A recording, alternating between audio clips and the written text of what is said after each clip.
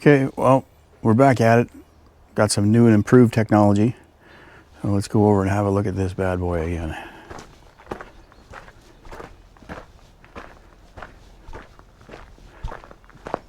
May or may not have noticed in the last video, it's 3+3 here. Started on this a while ago before we had to move. And one of the interesting features is dual wheels, no bubble fender. So we got 30 feet of body line that I like very much. This is a former BCIT site truck.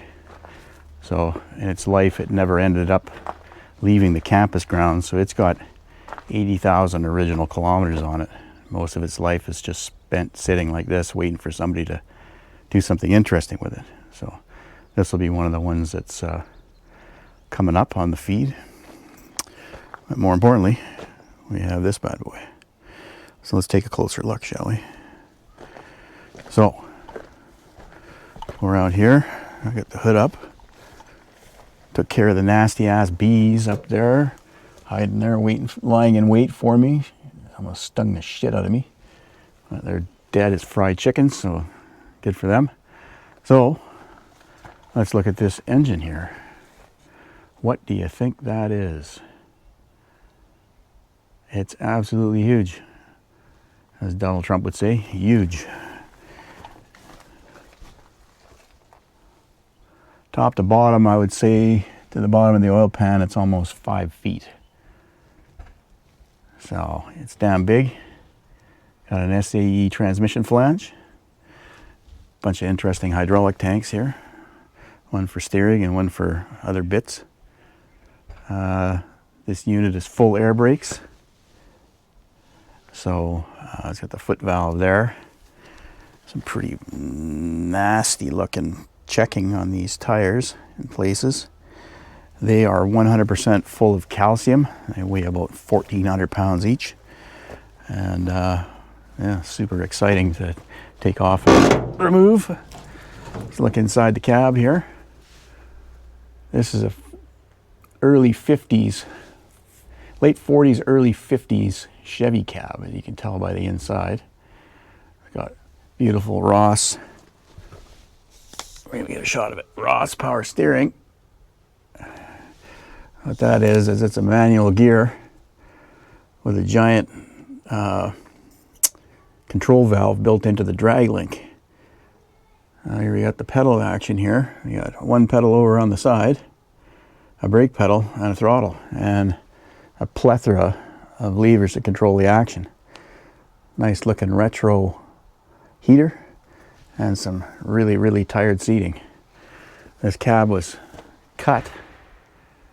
There used to be another cab just like it, but facing the other way, welded back to back here in its original configuration. All of this reach stuff is somebody's afterthought. Yeah, so that's that. It's four-wheel drive and it's four-wheel steering. Well, this is the power steering cylinder. The drag link comes down from the master cylinder, or the manual steering box to here, and that goes up on a pivot, and that pivot moves back and forth inside this, the control valve that controls this cylinder. And there's a drag link that goes to the front, and this is actually the drag link that goes to the rear suspension bits here, or steering bits rather. So big heavy duty stuff. Big old drag link at the bottom here, hard to see, but not much for ground clearance. But in its original life, it didn't need any ground clearance. Look at the size of that chunk under there. These things are absolutely huge. And like I said, it's full air brakes, so that's good. And yeah, so let me know what you think in the comments about what this engine is, because it is absolutely rare as hen's teeth. And Next video I'll get up and I'll flip the other side of the hood over because you only do one at a time. And we'll have a closer look at the other side where the exciting bits are. As far as the shop goes, what I got going on is I'm at the stage now where I have to modify the containers for access and egress, as they say. So what that means, I got to cut in some doors into the sides of the containers because these regular shipping doors, can't open from the inside, so that doesn't count as access and egress. So I got this all laid out. We're going to have to take the die grinders and the cold cutting saw and butcher a new hole in the can and then reinforce it with this lovely tubing, weld it all in place. So that's where that thing comes in. And then if I get 4 of those installed and welded in place, and maybe we can get on some funner projects, because there's lots of stuff to do here, hiding in the weeds. And yeah, so if you want to find out what happens in the future, watch me scream at this stuff, and do it the right way, do it the wrong way, learn from it all, do it again, do it twice, make it nice, and by all means, stick around, like, share, subscribe, and eventually we'll get to all these goodies one at a time, maybe 2 or 3 at a time. And there's plenty of exciting stuff to go around here. I'm sure that you guys will be able to derive some kind of entertainment value from all of this. And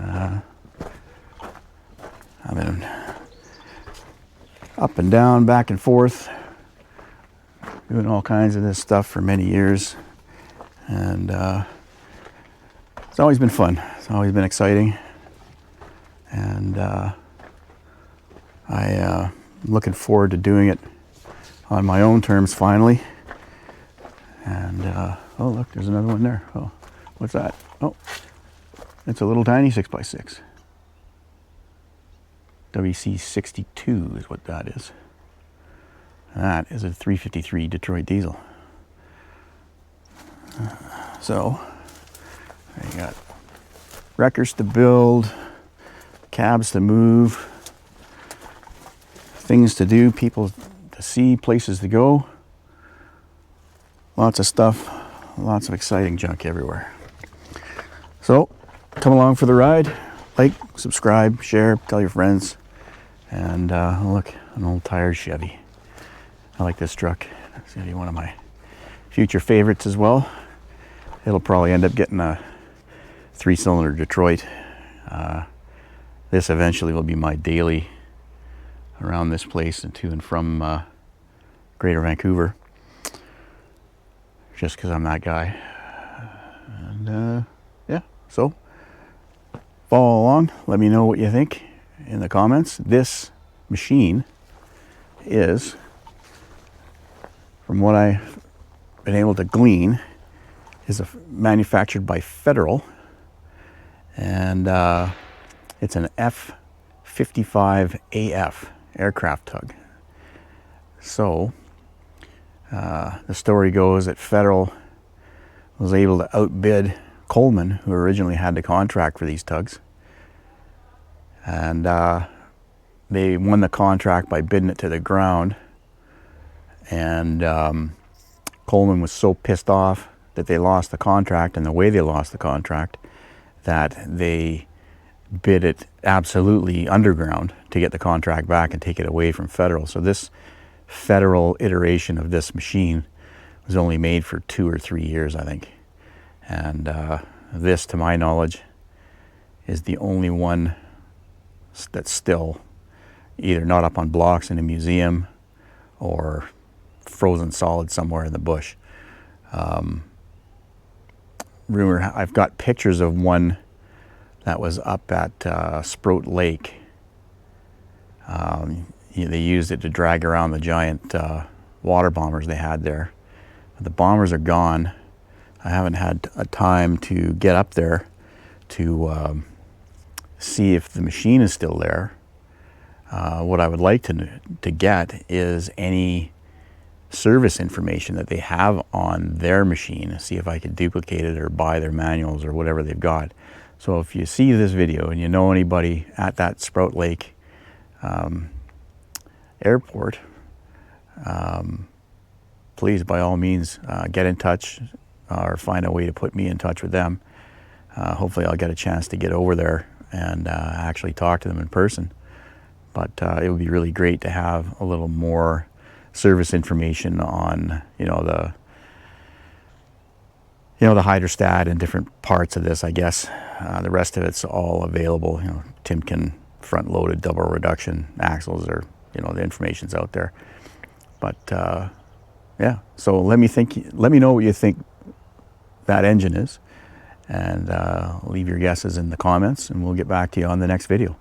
So I hope you're having a great day, and we'll see you on the next one.